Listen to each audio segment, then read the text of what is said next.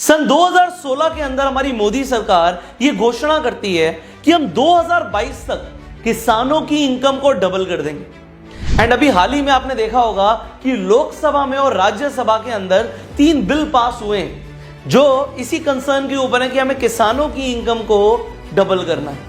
पर जब से बिल सामने आए तब से देखा क्या जा रहा है कि किसान प्रोटेस्ट कर रहे हैं, वो आंदोलन पर उतर आए हैं कि इन तीनों बिल्स को आप वापस लीजिए।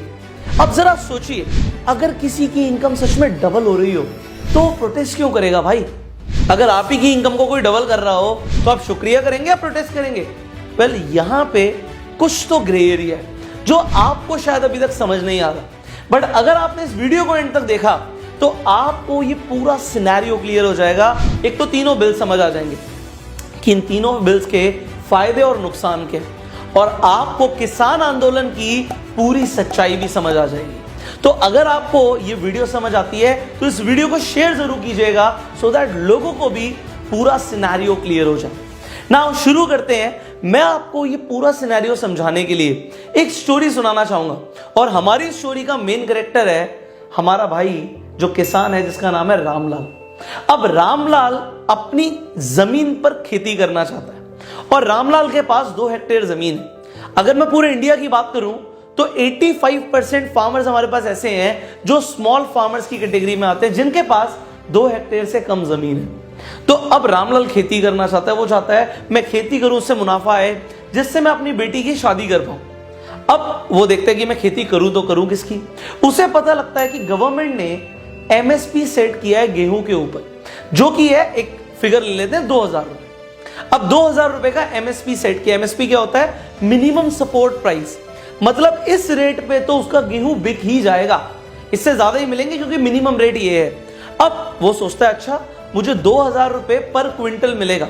अब 1 क्विंटल मतलब 100 किलो। तो आप देखिए पर केजी का रेट क्या आ गया? पर केजी का रेट आ गया 20 रुपीज पर केजी, मतलब 20 रुपए किलो का गेहूं का हमारा रेट आ गया, अगर 2000 रुपए का हमारा एमएसपी है तो।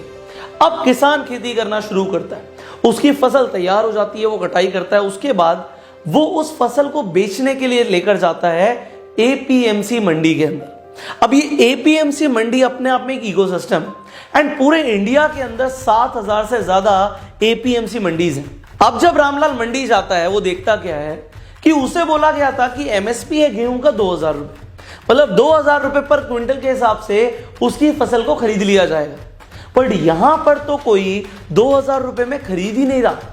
इसका मतलब है कि उसे प्राइस मिल रहा है कम, 1500-1600 रुपए पे बोली लग रही है और 1500-1600 रुपए पे गेहूं खरीदा जा रहा है। अब उसे लगता है भाई मेरा तो नुकसान हो जाएगा अगर मैंने 1500-1600 रुपए पे बेच दिया, मैं तो मुनाफा करने आया था। क्योंकि वहां पर होते हैं बिचौली, मिडिलमैन, और मिडिलमैन साठ गांठ कर लेते हैं। अब ये मिडिलमैन क्या है कि अगर किसान को अपनी फसल को बेचना है तो उसे बेचना पड़ेगा एक ब्रोकर के मीडियम से। अब ब्रोकर ही बिकवाएगा। अब जब ब्रोकर बिकवाएगा तो ब्रोकर भी बीच में कमीशन लेगा।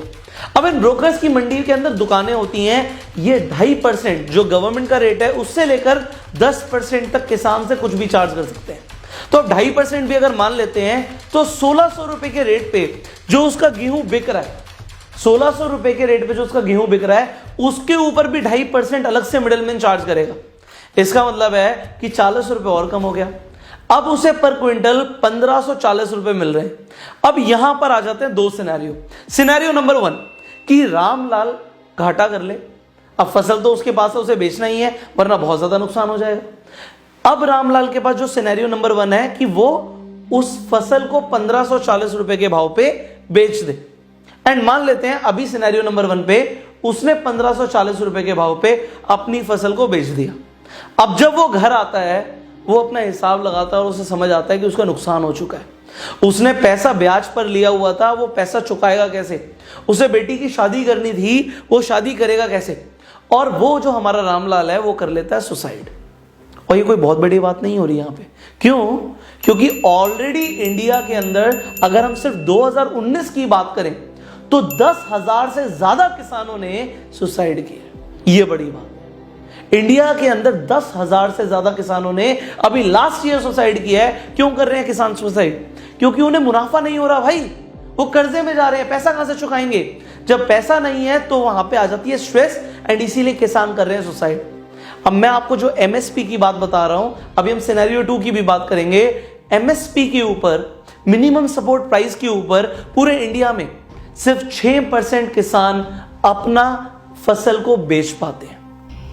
मतलब एमएसपी का फायदा सिर्फ 6% किसान ले रहे हैं और बाकी के जो 94% किसान है उन्हें होता है घाटा, वहां पर वो कमाई नहीं कर पाते। अब किसानों की यहां पे सुने कौन? चलिए अब सिनेरियो नंबर 2 बताते हैं कि कौन सुनेगा। अब मंडी में वो जब अपनी फसल बेचने गया तो उसे समझ आया कि उसे एमएसपी नहीं मिल रहा। अब एमएसपी डिसाइड किसने किया था? डिसाइड किया था गवर्नमेंट ने।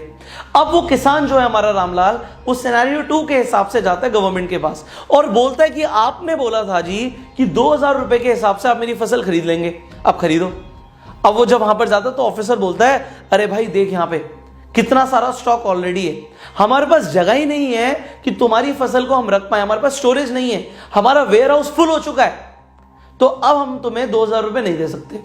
अब हमारा रामलाल परेशान हो जाता है कि वो करे तो करे क्या। जब वो वहां से बाहर जा रहा होता है तो उसी ऑफिसर के साथ में जो मिले जुले लोग होते हैं वो उससे बोलते हैं, भाई मंडी के अंदर तो तेरे को 1500 रुपए का भाव मिलेगा, तो एक काम कर 1700 रुपए हमसे पकड़ और हमें फसल दे दे। अब रामलाल सोचता है कि ठीक है भाई, मंडी से ज्यादा रेट मिल रहा है तो चलो मैं अपना जो भी नुकसान समझ लूंगा, कुछ भी हो, मैं 1700 रुपए पे अपनी फसल को बेच देता हूं। अब 1700 रुपए पे वो गेहूं बेच देता है और जो ऑफिसर होता है वो एंट्री क्या करता है खाते में? वो एंट्री करता है कि 2000 रुपए के हिसाब से उसने किसान से फसल को खरीदा है। अब यहां पर क्या चल रहा है? यहां पर चल रहा है करप्शन। एंड पूरे इंडिया में आपको पता है कि करप्शन बहुत अच्छे तरीके से फैला हुआ है। अब किसान को तो यहां पे 1700 रुपए का रेट मिला, बट जो 300 रुपए का मुनाफा है वो किसने कर लिया? वो ऑफिसर्स ने कर लिया एंड बहुत दबाकर पैसा कमाते लोग। अब गवर्नमेंट क्या चाहती है यहां पे हम समझते हैं, आपको दोनों सिनेरियो समझ आ गए। गवर्नमेंट कहती है पहले बिल के अकॉर्डिंग, जिस बिल का नाम है farmers produce trade and commerce act. अब इस बिल के अकॉर्डिंग गवर्नमेंट क्या कहना चाहती है? गवर्नमेंट सबसे पहले ये कहना चाहती है कि जो हमारा किसान है उसके पास अब कोई बॉर्डर्स नहीं है, कोई ऐसी रिस्ट्रिक्शंस नहीं है कि वो अपनी फसल को अपने राज्य में ही बेचेगा, अपनी स्टेट में ही बेचेगा। अब किसान पूरे इंडिया में कहीं पर भी अपनी फसल को बेच सकता है। अब यहां पर इस चीज को जरा समझिए कि किसान बेच तो कहीं भी सकता है, बट उसे जो अपनी फसल है ट्रैक्टर में ढोके लेकर जानी पड़ेगी एंड उसका ट्रांसपोर्टेशन कॉस्ट कौन देगा? वो फार्मर ही देगा। अब यहां पर दूसरी चीज गवर्नमेंट क्या कहना चाहती है? प्राइवेट मंडी बनाएंगे। अब प्राइवेट मंडी का मतलब है कि जो प्राइवेट कंपनीज हैं वो डायरेक्टली किसान से माल खरीद लेंगी। अब प्राइवेट प्लेयर्स की एंट्री कराना चाहती है गवर्नमेंट कि मिडलमैन का जो यहां पर कंसेप्ट है वो खत्म हो जाए। तीसरी चीज, गवर्नमेंट नहीं चाहती कि वो बहुत ज्यादा स्टॉक करे। अब फूड कॉर्पोरेशन ऑफ इंडिया की अगर हम बात करें, एफसीआई की, एफसीआई 2000 रुपए के रेट पे वो गेहूं को खरीद रही है और वो राशन कार्ड पे कितने रुपए का आपको मिलता है? जो लोगों को राशन कार्ड का फायदा होता है वो 2.5-3 रुपए किलो के ऊपर गेहूं को खरीद रहे हैं। तो यहां पर गवर्नमेंट का काफी ज्यादा नुकसान भी होता है। तो गवर्नमेंट कह रही है कि अगर सारा माल हम ही खरीदेंगे तो हम पे लोड पड़ता रहेगा, हमारी इकोनॉमी पे लोड पड़ता रहेगा। अब बहुत सारे मिनिस्टर्स इसके ऊपर ऑलरेडी बात कर चुके हैं, हम स्ट्रेट अवे बात करेंगे कि यहां पे किसान का नुकसान नहीं होना चाहिए। मेन कंसर्न ये है, वेल गवर्नमेंट भी यही चाहती है कि किसान का नुकसान ना हो, बट कहीं ना कहीं क्या वो पल्ला नहीं झाड़ रही कि भाई हमें खरीदना पड़ेगा, इससे बढ़िया है कि हम ना खरीदें, हम प्राइवेट प्लेयर्स की एंट्री करा देते हैं, प्राइवेट मंडी बना देते हैं, तुम डायरेक्टली बेच लो, ना मिडलमैन को पैसे देने, और तुम्हारे पास यहां पे प्रॉफिट होने के चांसेस बढ़ जाएंगे। वेल इसके नुकसान के भी हम आगे बात करेंगे। अब जरा सोचिए कि प्राइवेट प्लेयर्स एंटर करते हैं तो यहां पर उनके साथ कोई कॉन्ट्रैक्ट होना चाहिए कंपनीज के साथ। तो यहीं पर आ जाता है हमारा दूसरा बिल, जहां पर इस बिल का नाम है farmers agreement on price assurance and farm services act. अब इस एक्ट के हिसाब से गवर्नमेंट क्या कहना चाहती है, बड़ा सिंपली आपको समझाऊंगा, इसका नाम है कॉन्ट्रैक्ट फार्मिंग।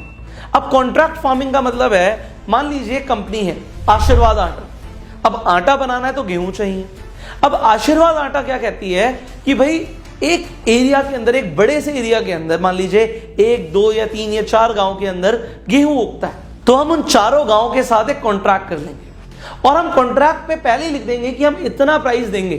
एंड ऐसा अभी बोला जा रहा है कि जो प्राइवेट कंपनीज हैं वो एमएसपी से ज्यादा प्राइस देंगी, एमएसपी से ज्यादा प्राइस देंगी। तो अब यहां पर 4, 5, 10 गांव के साथ डायरेक्टली एक बड़ी कंपनी आके कॉन्ट्रैक्ट कर लेगी कि हम आपका गेहूं इस रेट पर ले लेंगे। ठीक है, मान लेते हैं कि ऐसा हो गया, बट अगर उन्होंने पैसा नहीं दिया तो यहां पे बोला जा रहा है कॉन्ट्रैक्ट हो रहा है, लीगल कॉन्ट्रैक्ट हो रहा है, बट अगर उन्होंने कोई कमी निकाल दी तो, सामान नहीं लिया तो फिर क्या होगा? फिर आपको लग रहा होगा फिर जी अगर एग्रीमेंट है, एक कॉन्ट्रैक्ट हुआ है, तो जो हमारा किसान है वो कोर्ट में जा सकता है? नहीं, वो कोर्ट में नहीं जा सकता। पहले तो यहां पे ऑप्शन ही नहीं है कोर्ट में जाने, वो ज्यादा से ज्यादा एसडीएम और कलेक्टर तक के पास जा सकता है। एंड आपको पता है कि यहां पे इंडिया के अंदर कुछ भी हो सकता है, तो जरूरी नहीं है कि किसान की ही सुनी जाए। तो यहां पे किसानों को सबसे बड़ा डर क्या है कि कॉन्ट्रैक्ट फार्मिंग तो होगी, बट कॉन्ट्रैक्ट के हिसाब से नहीं चला तो हमारी कौन सुनेगा? आज तो गवर्नमेंट पीछे हट रही है, गवर्नमेंट अपना कंट्रोल नहीं रखना चाहती, तो किसानों का होगा क्या इन फ्यूचर में? अब आपको भी समझ आ रहा होगा कि कॉन्ट्रैक्ट के फायदे भी हैं कि भाई हम आपसे खरीदेंगे, बट अगर नहीं किया तो ये किसानों का एक बहुत बड़ा कंसर्न है। एंड यहीं पर आ जाता है एक तीसरा बिल जो आपको समझना बहुत जरूरी है, और वो है essential commodities act, definitely amendment ना। अब एसेंशियल कमोडिटी एक्ट जो पहले था उसके अकॉर्डिंग और जो अभी अमेंड हुआ उसके अकॉर्डिंग क्या फर्क है कि पहले आप स्टॉक होल्डिंग नहीं कर सकते थे, आप बहुत ज्यादा स्टॉक को अपने पास भंडारण नहीं कर सकते थे, बट अब कर सकते हो। सिर्फ आप वॉर लाइक सिचुएशन में या कोई महामारी आ जाए उसके अंदर, आपदा के टाइम पे नहीं कर सकते, बट आप उसके अलावा जितना मर्जी स्टॉक कर सकते हो, आपके ऊपर कोई भी लिटिगेशन नहीं होगा। नाउ इसे समझिए जरा, अगर एक बड़ी कंपनी आ जाती है, मान लेते हैं अभी जियो मार्ट शुरू हुआ है, अब जियो मार्ट 100 गांव के साथ कॉन्ट्रैक्ट कर लेता है कि तुम्हारे पास जितना भी प्याज उग रहा है वो सब हम खरीद लेंगे, और मान लेते हैं कि 20 रुपए किलो के हिसाब से उन्होंने प्याज को खरीद लिया। अब 100 के 100 गांव से उन्होंने प्याज को तो खरीद लिया, प्राइवेट कंपनीज के पास तो पैसा है, वो जितना मर्जी स्टॉक कर सकते हैं, अब स्टॉक कर लिया। स्टॉक करने के बाद होगा क्या? सिंपल इकोनॉमिक्स के हिसाब से समझिए डिमांड एंड सप्लाई को। डिमांड तो मार्केट में है, सप्लाई अब सिर्फ एक ही प्राइवेट प्लेयर के हाथ में है, तो वो प्राइस अपने हिसाब से रख सकता है, मोनोपोली हो जाएगी यहां पे। अब वो चाहे 20 रुपए का खरीद के 50 रुपए का बेचे, 100 का बेचे, 200 का बेचे, कोई उस पर रेगुलेशन नहीं है।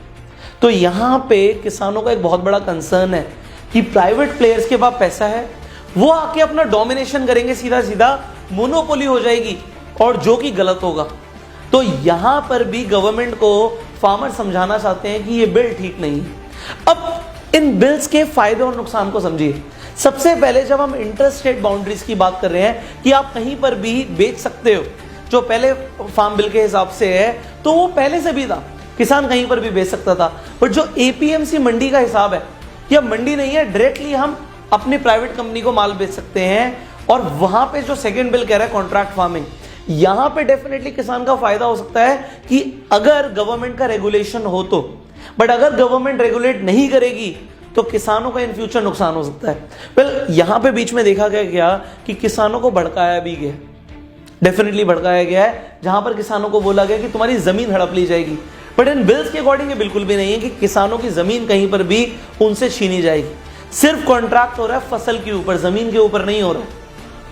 बट अब एक चीज को और समझिए, अब बड़ी बड़ी कंपनीज उन्होंने कॉन्ट्रैक्ट बना दिया 200 पन्नों का।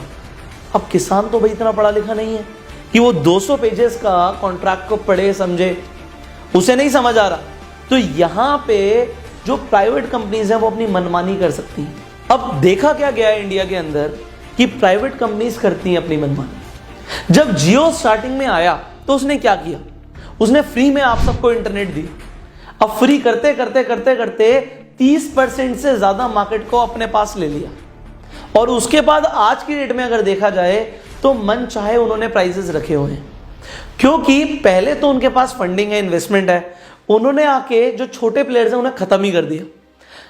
अगर ये सेम चीज एग्रीकल्चर सेक्टर के अंदर हुई तो क्या होगा? आप अभी इतनी बड़ी कंसर्न को समझ नहीं पा रहे, बट इंडिया जो है हमारा वो कृषि प्रधान देश है, और अगर हम फार्मर्स के बारे में नहीं सोचेंगे ना तो कुछ नहीं होगा। आप कितने भी डिजिटल हो जाओ, कितने भी मॉडर्न हो जाओ, आप गूगल से रोटी डाउनलोड करके नहीं खा सकते। वो तो किसान ही आपको उगा कर देगा, वही किसान फसल उगाएगा, उसी से आपकी रोटी चलेगी। तो यहां पर हमें किसानों को एम्पावर करने की जरूरत है, एंड उसी के लिए आज ये पूरा इंडिया एक साथ इकट्ठा हो गया है। मैं अब इस वीडियो के माध्यम से सबसे पहले तो आपको ये तीनों बिल समझाना चाहता था, एंड अभी आपको ये भी बताना चाहता था कि एक आंदोलन अगर हो रहा है तो एक्चुअल में प्रॉब्लम क्या है। बट अब मुझे आपके सजेशंस भी चाहिए। आपको क्या लगता है कि गवर्नमेंट को क्या करना चाहिए? अगर आपको लगता है कि किसानों को भी गवर्नमेंट की बात माननी चाहिए तो आप नीचे कमेंट करके बताइए कि अब आगे होना क्या चाहिए।